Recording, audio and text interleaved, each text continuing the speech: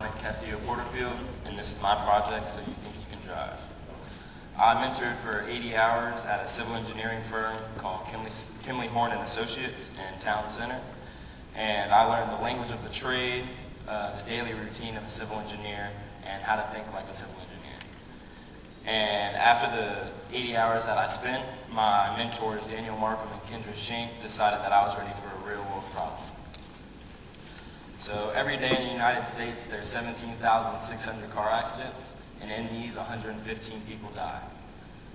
And in 1 year, you will spend 50 hours sitting in traffic, so by the time you're 25, if you're driving at 16, you'll spend 2.5 weeks just sitting in your car. There's only one job that'll fix this, and that's civil engineering. So before my mentorship, I was wondering, what are the different types of unique intersections, and what are the pros and cons of each of these? When my mentors gave me the project, they gave me the intersection of Interstate 264 and Valentine Boulevard in Norfolk, and I was supposed to improve it to increase the flow of traffic because the Interstate 264, the cars are backing up onto that, which causes a hazard. This is an interesting intersection because the light rail transit, or the TIE, comes through the intersection every 5 minutes, which completely shuts down the intersection. I was given 8 different concepts for the intersection, and using the pros and cons of each, I whittled down 5 of them, and so I was left with 3, and then I used the pros and cons again, and I got my final product. The biggest pro or con is cost. Money makes the world go round, so where you have cost and business aspect for the engineering is right-of-way. Basically, if you don't own the land, you can't build on it.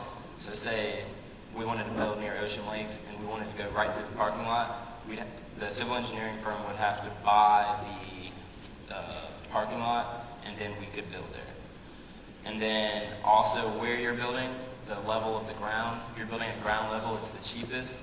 But if you move up building a bridge or down building a tunnel, the price increases.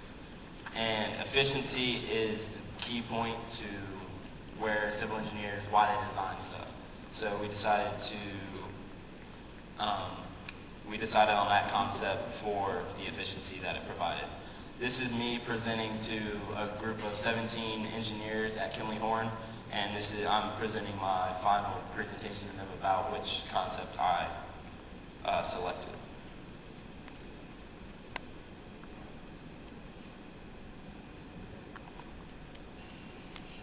Concept 5. This is the DDI hybrid from here to there. And it also has there's a two-phase signal just south of the light rail transit that controls most north-south flow on Valentine. This is the only signal in this interchange. The westbound on and off ramps are unsignalized, resulting in a more efficient transition from the interstate to Valentine. To the south, the eastbound on and off ramps are also unsignalized. However, the roundabout is what makes this concept so much better than any other. The roundabout combines what used to be 2 intersections and creates one large but safe free flow environment. The ability for motorists to not have to stop reduces queuing and therefore alleviates the problem. Due to these findings, I selected concept 5 as the most plausible concept because it solves the problem of cars queuing on the 264 main line, and it is cost effective at the same time. Any questions? Concerns or comments?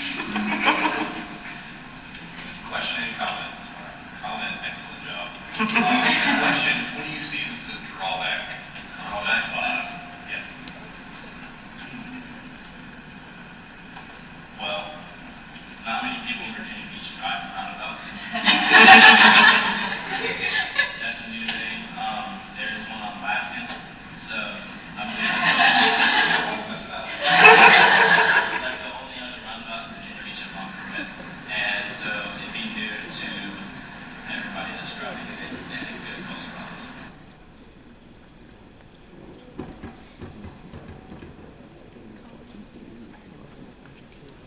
So this is the concept that I selected. This is concept 5.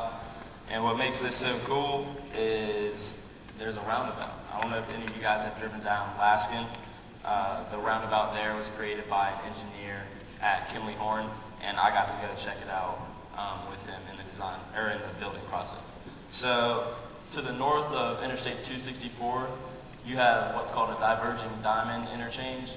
So there's basically one stoplight right here for the through traffic, and then the cars coming off of the interstate yield to the right and left.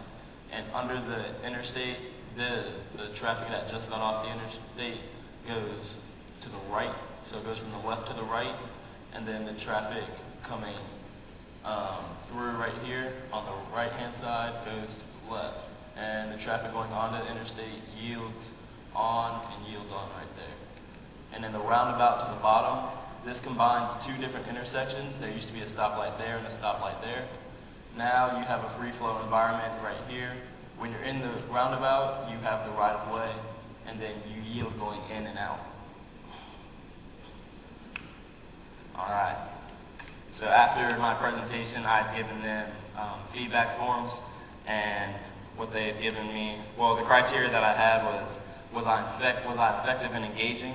Was the content relevant? Did I cover the topic, and did I meet the objectives that the mentor had given me? And as you can see, I got a lot of sixes. Out of 1 to 6, I got a lot of sixes, so that's a good thing. There's one area where I could have improved, where I got more 5s than 6s, and that was being more engaging to the audience. They could have written additional feedback, and they said I could have labeled the concepts better, and then I could have had better eye contact and less reading off my script.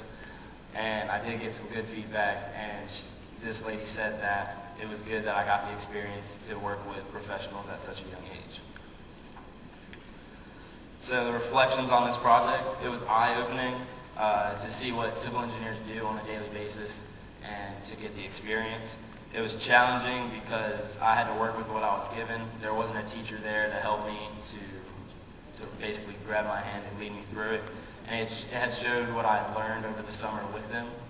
It was also a learning experience because I learned new terms. I learned more information about civil engineering and intersections that I hadn't known before. And it gave me a sense of pride knowing that I can do what civil engineers do on a daily basis. I want to give my thank yous to my mentors, Daniel Markham and Kendra Schenk, to Mrs. Graves for helping me out, to my parents, to my good friend Tony Baird for helping me through this process, and my wonderful audience. If you have any questions, I'll be in the back right here.